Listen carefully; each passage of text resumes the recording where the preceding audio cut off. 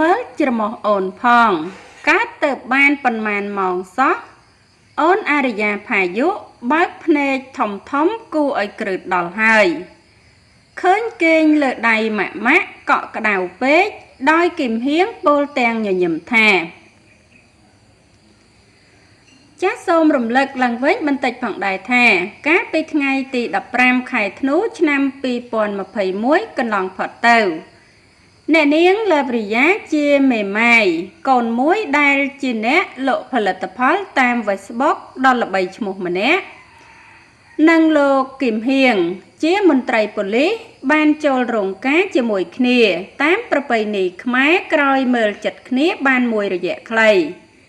ដោយកម្មវិធីដ៏អធិកអធមនេះត្រូវបានរៀបចំ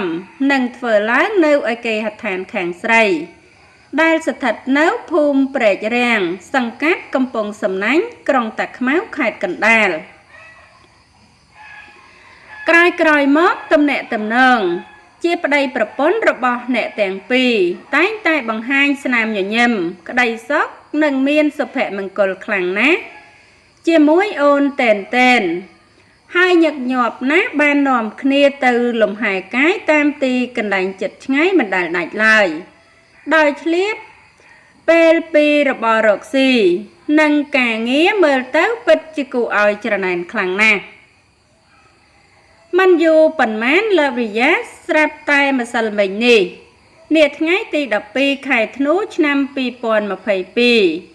អ្នកលក់លេរូបនេះបានសម្រាលកូនប្រុសទី2របស់ខ្លួនដោយជោគជ័យហើយទាំងម្ដាយនិងកូនមានសុខភាពល្អណាស់ថែមទាំងមានឈ្មោះពីរោះទៀតដាក់ថាហៀងអរិយាផាយុហៅតនមិនត្រឹមតែប៉ុណ្ណោះទេភាកច្រើនថាមុខអូនកាត់ដូចប៉ាគេតែម្ដងដោយមានច្រមុះស្រួចនិងតម្រង់មុខសង្ហាមិនចាញ់លោកហេងគឹមហៀងប៉ុន្មានទេគ្រាន់តែឮសំឡេងកូនប្រុសកើតភ្លាមលោកហេងគឹមហៀងសប្បាយចិត្តសឹងតែរកពាក្យនិយាយអត់ចេញបានត្រឹមពោលទាំងរំភើបថាថ្ងៃដែលខ្ញុំរងចាំថ្ងៃទី12ខែ12ឆ្នាំ2022វេលាម៉ោង 9:00 នាទីព្រឹករីករាយនឹងសូមស្វាគមន៍កូនប្រុសរបស់ប៉ាអូនឈ្មោះហៀងអរិយាផាយុឥឡូវអូនចេញមកមើលពិភពលោកយើងហើយលោកតាលោកយាយអ៊ំពូមីងសូមពាក្យជូនពរម្នាក់មួយផង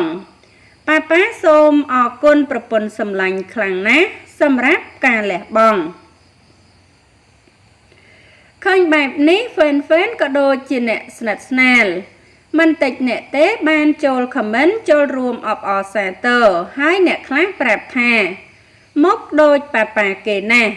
ចូលរួមអបអរសាទរទទួលបានសមាជិកថ្មីផងសម្លាញ់រំភើបណាស់ពូជូនពរឲ្យសុខភាពល្អទាំងម៉ាក់និងកូនប៉ុន្មានម៉ោងក្រោយមកក៏ឃើញកូនប្រុសគេងលើដៃម្ដាយធ្វើឲ្យលោកគឹមហៀងញញឹមស្ទើរបិទមាត់មិនចិត្តរួចពោលថាអូនកក់ក្ដៅខ្លាំងណាស់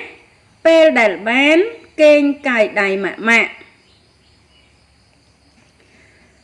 មើលវីដេអូនេះរួចគ្រប់គ្នាសម្ដែងអារម្មណ៍ទាំងនេះចេញមកថាមកដូចប៉ាណាអូនតនមើលច្រមុះគេផងមកដូចប៉ាណាមកពីម៉ាក់ស្រឡាញ់ប៉ាខ្លាំងជូនពរសុខភាពល្អបងទាំងម៉ាក់និងអូនខ្ជូតគូឲ្យស្រឡាញ់ណាស់មុខប៉ាសតចាហើយអត្ថបទព័ត៌មានដែលនាងខ្ញុំជម្រាបជូនខាងលើនេះចាគឺមានតែប៉ុណ្ណឹងចាហើយក៏សូមអរគុណដល់ពុកម៉ែបងប្អូននិងប្រិយមិត្តទាំងអស់ចាដែលតែងតែតាមដាននិងគាំទ្រនៅ Channel របស់នាងខ្ញុំជារៀងរហូតមកចាសូមអរគុណសូមជម្រាបលា